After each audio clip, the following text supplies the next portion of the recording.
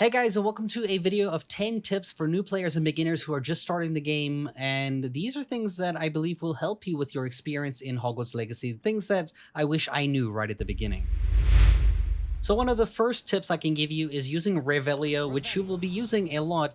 You'll often hear a ping and you'll see different colors through walls. Now the ping does not correlate to those items through the walls.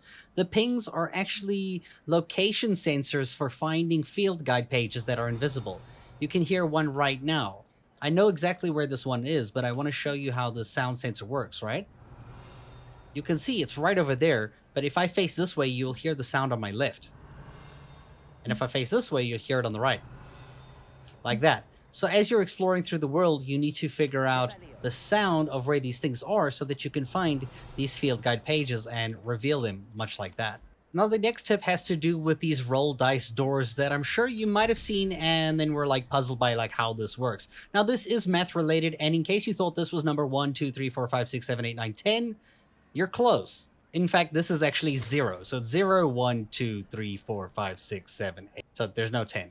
And what you do is you take the middle number and you minus all the numbers besides the question mark one to figure out what the question mark one is. So 14 minus 11 is 3, minus like the sloth, which is 0, means it's still 3, means we count from here 1, 2, 3, which means the double question mark is in fact the Hydra.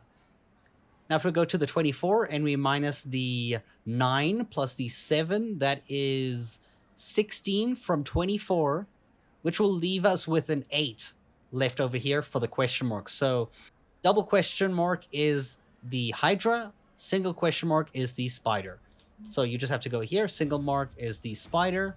So load it onto the spider and then go to the double one, which is the Hydra, and we just have to find the Hydra. And then all you have to do is open up the door, and that is how you complete that challenge. You're welcome. The next tip is for these black mirrors, which you will need to use a spell called Lumos for. Now what this will do is kind of fill out the black painting and show you an outline of a butterfly. This is a butterfly that you need to find around, and use Revelio to basically search this area to find a blue outline of the butterfly. It will normally be quite close by, so let's go ahead and check. As you can see, we just found the butterfly. This is what it looks like when you use the Revelio, and then we're going to use Lumos, and it will basically follow your wand that has the lights on it, and now we're just going to go ahead and run back to... So once you're in front of the mirror, you just have to drop your Lumos, and the butterfly will stick there, and a field guide page will pop out the mirror for you to claim. And that is the tip.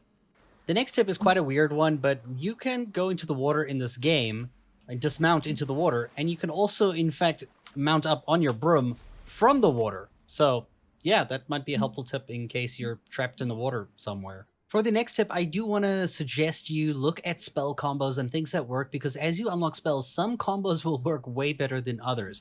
For example, here, I'm going to use a basic spell combo that we have, which is going to be Levioso, Accio, Incendio, and then Depulso, which you get quite early on in the game. I'm not going to really talk about the other ones because those are going to be further on once you've learned a bit more. So to look at the combo here is a Dark Mongrel. We're going to start like this, and you're going to see this whole kind of playstyle there. And that's generally why you would want to use a combo, because it's something you can cause all at one, sequence, and it works. If you're looking for later combos in the game, look at my first 2 rows here. So these ones here, those 2 are perfect for using combat around mid-game once you unlock all of these. Now throughout the game, you'll get tons of gear that is going to fill up your gear slots, which is limited. At the beginning of the game, you're only allowed to hold up to 20.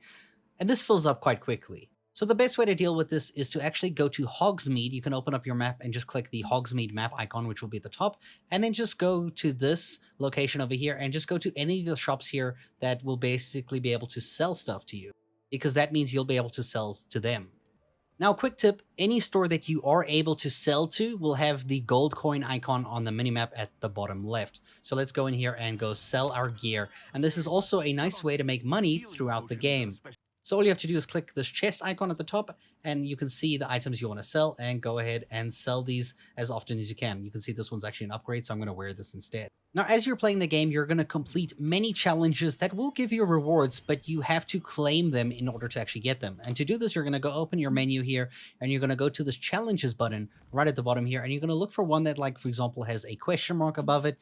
and then you'll look for one that usually has an orange background. Like you can see, these ones have a blue background. Blue means I've already claimed it and it has a check mark. But if it was orange, it means you need to go ahead and actually press the button to claim the reward that it gives you. And trust me, some of these rewards are really good. Like the one for Merlin Trials actually gives you increased storage space for your gear. Another tip is for combat. Combat is mainly about dodging and deflecting attacks, and some enemies will not even take damage unless you use a certain type of attack against them. You'll see here, every time I have this orange thing on my head, this is a deflectable attack. However, if the thing above my head is red, I need to instead dodge roll out of the way. However, you can do both if you want. It's just when you deflect, you can do a stupefy attack that actually adds more. So learn this mechanic very early on, because there are some times where you'll be fighting 10 or more enemies at the same time, and that gets a little intense to do. So try practice this early on. And also for these guys, they are weak to fire, so you got to use fire attacks to beat them. Now, if you ever feel like you look like a clown in the game, which trust me, it will happen if you don't use transmogrification to change the appearance of your gear, all you have to do is open up your gear screen and hover over the gear that you want to change the look of. For example, let's say I want to change my helmet, which I'm not even wearing. I'm not even wearing a hat. You can see here there is a change appearance button right at the bottom. For me, it's F. And I'm going to go ahead and press F. And you can see here I can put on any different appearance that I want. And you'll also, as you unlock different items in the game, or different helmets or hats or anything, they will save the appearance here so that you can use them whenever you want, as long as you had the item in your inventory at one point of time. So that is how you can change your appearance of your clothing so that you can look somewhat more fashionable.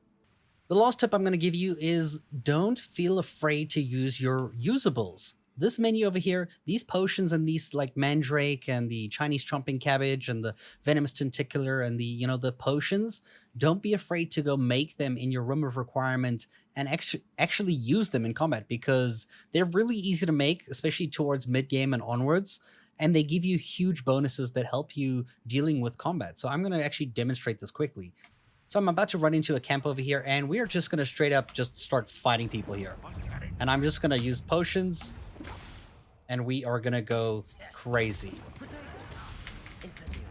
You'll see here we do insane damage to these guys. These guys are higher level than me by quite a massive amount. They are level 28 and 29, and they can be tough to deal with, especially if you aren't ready or you're not really used to the combat yet. So make sure you make use of your usables as much as you can. And I hope you guys enjoyed this video. Thank you so much for watching.